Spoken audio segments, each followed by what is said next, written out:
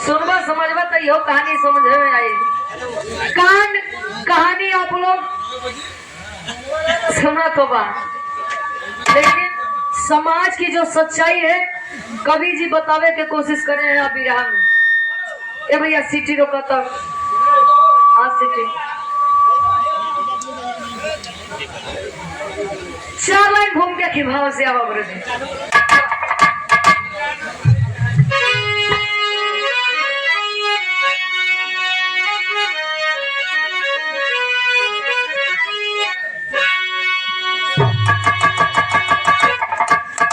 मतलब के दुनिया है मतलब के साथी,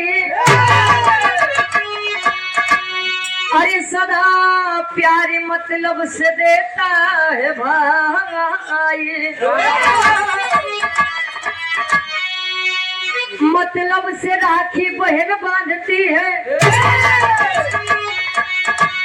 तो मतलब से दूधवा पियावे लिमाई। पिता पुत्र के बीच मतलब की डोरी, अरे पता चलता तन पे जब आती बुढ़ा,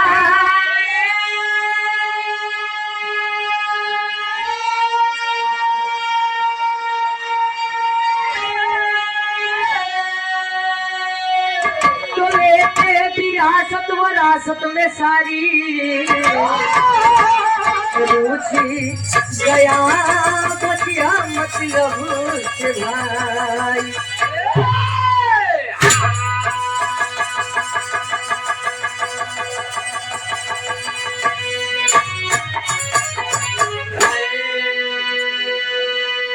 हमारे विराह हास रस रहे, सामाजिक विराह रहे। विराह के हमारे शीर्षक बा 3 छेक सभी को आती है भैया। छींक सभी को आती है, स्वाभाविक है। दिन भरे में न जाने लोग 2-4 बात ऐसे ने छींक देते हुए, लेकिन ये छींक विराह में का खेल करी आप लोग समझिया। कहे मतलब की दुनिया है मतलब के साथी, सदा प्यार मतलब से देता है भाई। अच्छा, पहले के समय में भय हरा होते थे, भय को हरने वाला भय हरा कहा जाता था।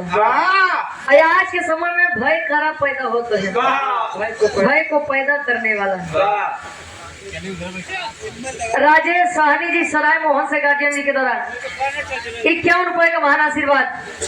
रक्षाबंधन का त्योहार आता है तो लोग रक्षाबंधन राखी लेकर पहुंचते भैया।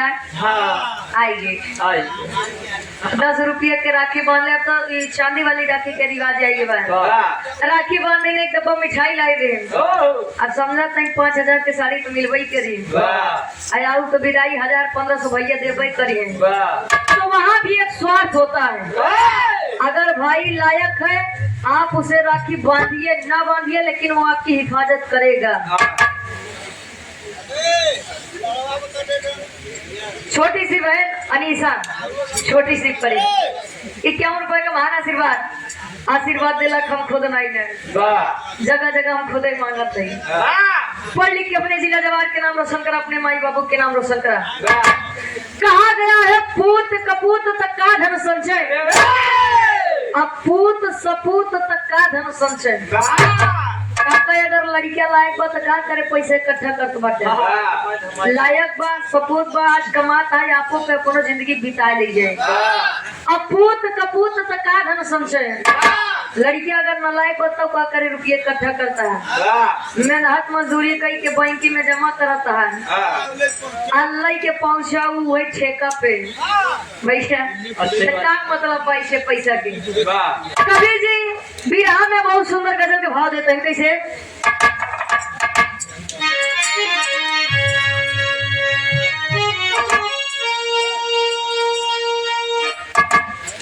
क्या बात है।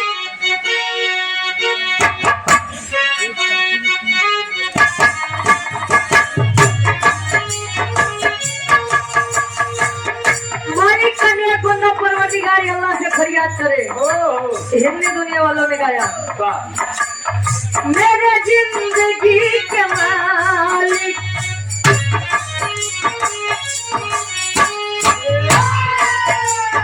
मेरे जिंदगी के मालिक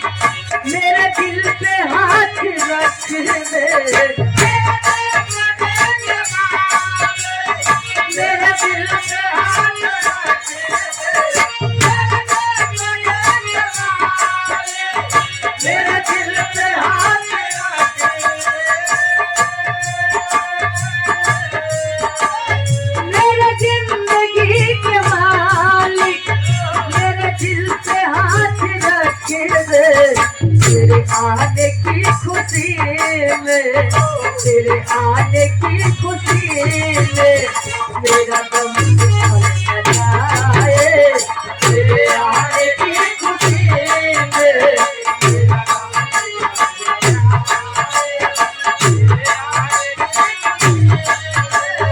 मेरा दम निकल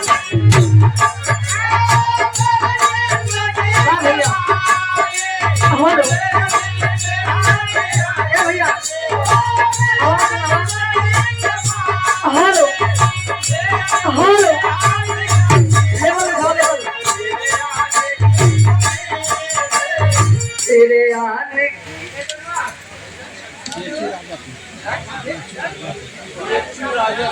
बीएचयू राजापुर साहब गार्जियन जी की द्वारा 51 रुपए का महान आशीर्वाद। लेकिन माता और पिता न होते तो शायद हम यहाँ पर न होते, ये संसार न होता। माता और पिता के लिए केवल एक लाइन, माता पिता न होते अगर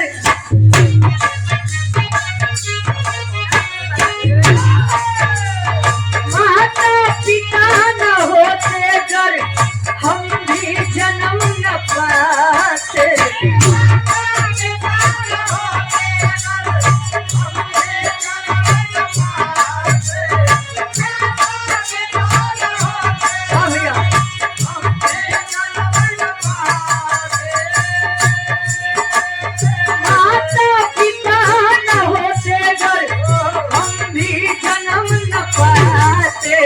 संसार में उजाला, संसार में उजाला, अरे होता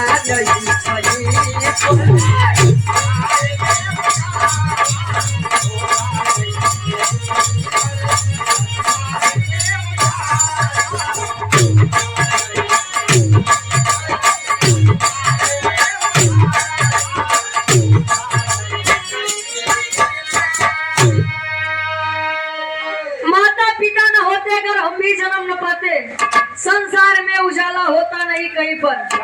अबे देखत रहे आप लोग, सावन के पावन महीना चलत रहा, भगवान भोलेनाथ के जग में कमंडल के पानी लेके श्रद्धालु लोग काशी आवत रहे, बनारस भैया जल चढ़ावे बदे कहे माई बाबू तर से एक लोटा पानी पीने, लड़किया कमंडल के जल चढ़ावत बा। का मतलब भैया, माई बाबू के सेवा कैला चारों धाम जाए के जरूरत नहीं बा। बिरहा के कहानी के शुरुआत यही से बा। कैसे समझे? अब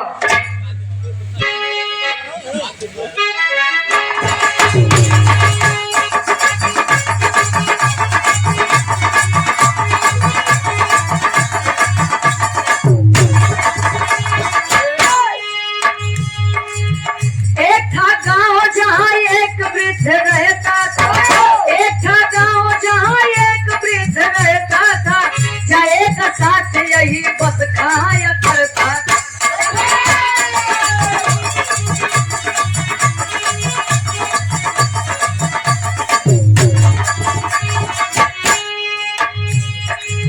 नाम था कि सुनपाल किसी की नहीं सुनता था, नाम था कि सुनपाल किसी की नहीं सुनता था। चादर बुढ़ाई का यादर के साथ बुनता था।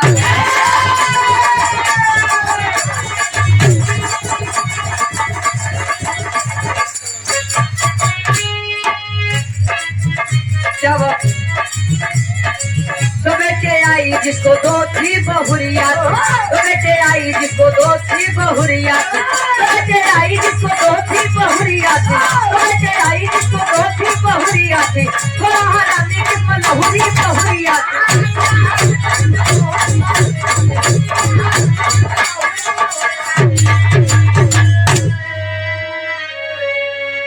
कहानी क्या समझला? कहानी एक सामाजिक छोट सा गांव, छोट के परिवार के बाद, परिवार के मुखिया किशुनपाल, दो बेटे हैं, धर्म पत्नी नहीं है।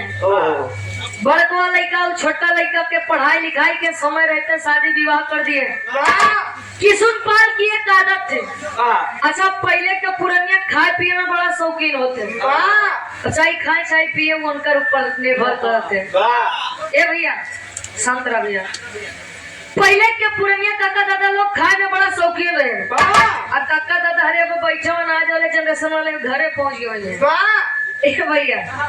तब किशुन पाल की आदत रहे कि 24 घंटा जब भी 24 घंटा में जब खाई तो कहूँ दाली के साथ शुद्ध घी, दाली के साथ चटनी अचार सलाद कुछ भी तो अच्छा। बड़की पतोहिया तो ठीक रही लेकिन जो छोटकी पतोहिया रही वो बड़ा दुष्ट टाइप के रही। आ जाओ भैया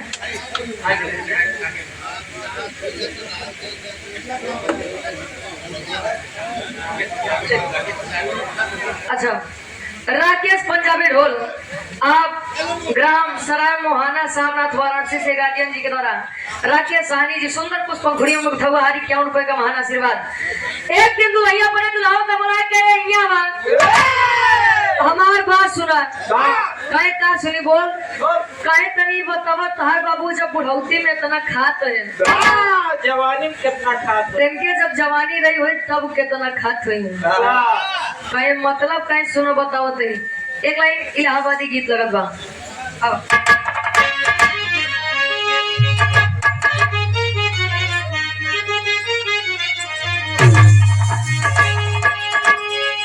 कहे ऊपर के तोड़ के लारी का बच्चा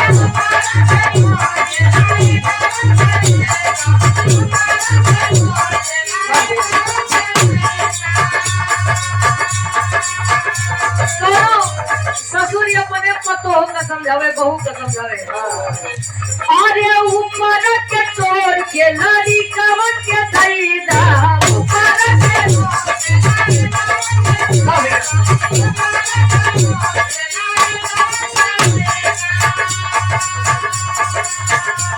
अरे ऊपर के तोड़ के लारी का बच्चा धैदा बिछावा के लहूरा के वादावा नीचे के बहुरा हवा हे बुलाते बिछावा के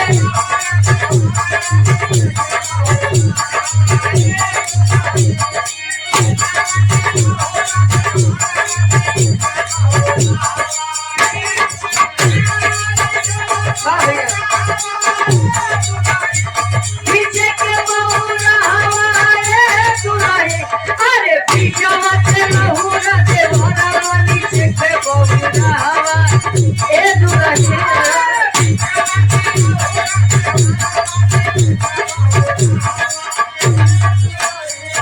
और आप गार्जियन जी तांत्रिक बाबा जी 21 रुपए का महान आशीर्वाद। लेकिन किशुन पाल की छोटी बहू अपने ससुर यानी किशुन पाल के लिए अपने पति से कहती है क्या कहे मारी कब बूढ़ावा हो छोड़ी कब डूबावा मारी कब छोड़ी कब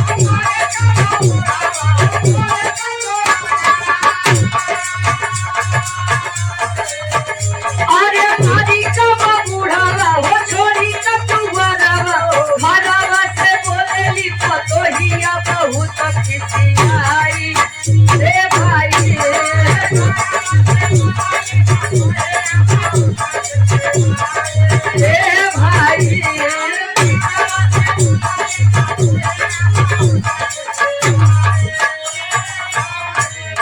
कहे मरी कब बुढ़वा हो छोड़ी कब दुगरवा। अच्छा लेकिन के सबसे बड़ी दिक्कत तो ये होत नहीं हरे माई बाबू के सेवा कैले जाए लेकिन ससुर में अगर सास और ससुर के सेवा करे के पड़ जाए तो इनका लोग को बड़ा नेवर लगत है। अच्छा पहले के काका दादा समझाई के भेजत रहे बिटिया